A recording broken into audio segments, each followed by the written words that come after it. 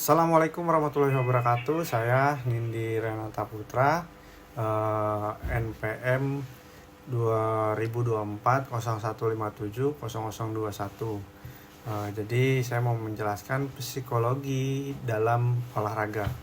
Jadi psikologi memiliki peran yang sangat penting dalam olahraga, baik untuk atlet profesional maupun amatir. Berikut ada beberapa aspek utama di mana psikologi berperan dalam meningkatkan kinerja dan kesejahteraan atlet. Jadi yang pertama itu adalah motivasi dan komitmen.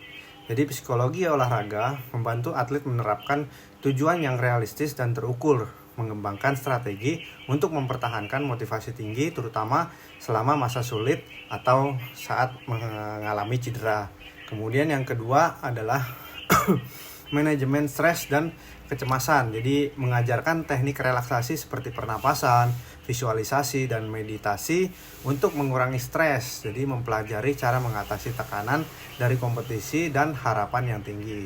Kemudian selanjutnya ada pengembangan dan keterampilan mental. Jadi latihan untuk meningkatkan fokus dan konsentrasi selama latihan dan kompetisi, pengguna teknik visualisasi untuk meningkatkan keterampilan dan performa dengan membayangkan situasi kompetitif.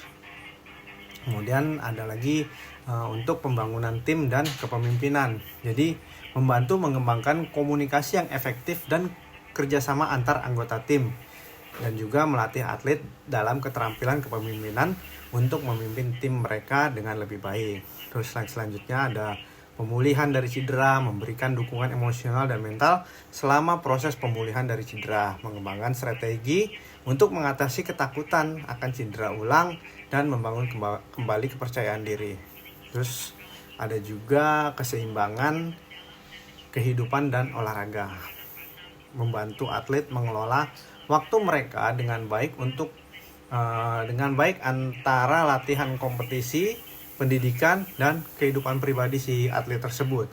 Jadi memastikan bahwa atlet menjaga kesehatan mental mereka, termasuk mengatasi masalah seperti depresi atau kecemasan yang terkait dengan tekanan kompetitif.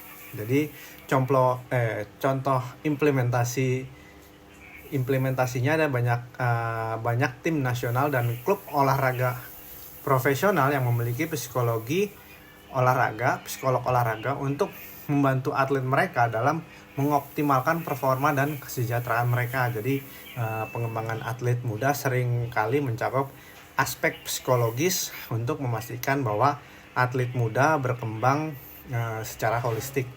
Jadi ada studi kasusnya nih. Jadi kayak ada Michael Phelps, peraih medali emas renang, dikenal menggunakan visualisasi dan teknik relaksasi yang dipelajarinya dari psikolog olahraga untuk meningkatkan performanya di kompetisi internasional. Kemudian ada juga tim nasional sepak bola Jepang yang kemarin sempat lawan timnas. Jadi mereka memiliki psikolog olahraga yang bekerja dengan para pemain untuk mengelola stres dan meningkatkan dinamika tim selama persiapan Piala Dunia. Nah, dengan pendekatan yang komprehensif ini, psikolog olahraga dapat berperan besar dalam membantu atlet mencapai potensi penuh mereka dan mempertahankan kesejahteraan mental dan emosional mereka. Menarik sekali untuk dilanjutkan. Jadi kita lanjutkan lagi dalam mengenai peran psikologi dalam olahraga dengan beberapa aspek tambahan dan studi kasus yang relevan. Jadi ada psikologi performa tinggi. Dalam setting olahraga kompetitif, psikolog performa tinggi berfokus pada teknik-teknik untuk memaksimalkan performa dan kondisi kompetitif, termasuk pembinaan mental dan strategi pemikiran positif.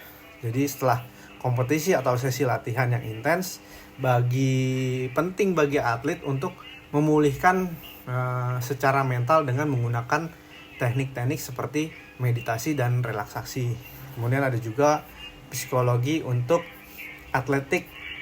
amatir dan pemula. Jadi psikologi juga memainkan peran penting bagi atletik amatir dan pemula dengan membantu mereka mengembangkan strategi untuk tetap termotivasi dan berkomitmen terhadap program latihan, fokus pada menikmati proses latihan dan kompetisi, bukan hanya hasil akhir. Kemudian ada juga namanya penggunaan biofeedback dan neurofeedback. Jadi biofeedback ini adalah teknik ini melibatkan penggunaan alat untuk memberikan informasi tentang proses fisiologis atau seperti detak jantung dan pernapasan. Jadi yang dapat membantu atlet belajar mengendalikan respon tubuh mereka. Jadi ada juga yang kemudian neurofeedback. Teknologi ini digunakan untuk melatih otak agar berfungsi lebih efisien dengan memberikan umpan balik mengenai aktivitas otak. Kemudian ada juga psikologi dan teknologi olahraga. Psikolog bekerja dengan analis data untuk memahami pola kinerja dan mengembangkan strategi peningkatan. Nah, teknologi yang dapat dikenakan memberikan data real time tentang kondisi fisik dan mental atlet yang dapat digunakan psikolog untuk memberikan rekomendasi spesifik. Jadi contoh penerapan di Indonesia adalah pembinaan atletik nasional. Jadi Indonesia telah mulai mengintegrasikan psikologi olahraga dalam program pembinaan atlet nasional, misalnya dalam persiapan Asian Games. Psikolog olahraga bekerja dengan atlet untuk memastikan kesiapan mental mereka. Jadi di sekolah dan akademi olahraga juga ada banyak sekolah yang sekolah dan akademi olahraga di Indonesia yang mulai menawarkan layanan psikologi untuk membantu siswa atlet dalam pengembangan mental dan emosional mereka. Nah, kemudian yang terakhir ada kesimpulannya adalah Psikologi olahraga berperan krusial dalam membantu atlet mencapai performa maksimal dan menjaga kesejahteraan mental mereka dengan pendekatan holistik yang melibatkan teknik-teknik mental, dukungan emosional, dan penggunaan teknologi yang canggih. Psikologi olahraga dapat memberikan dampak positif yang signifikan. Jadi itulah saja yang saya bahas kali ini. Terima kasih. Assalamualaikum warahmatullahi wabarakatuh.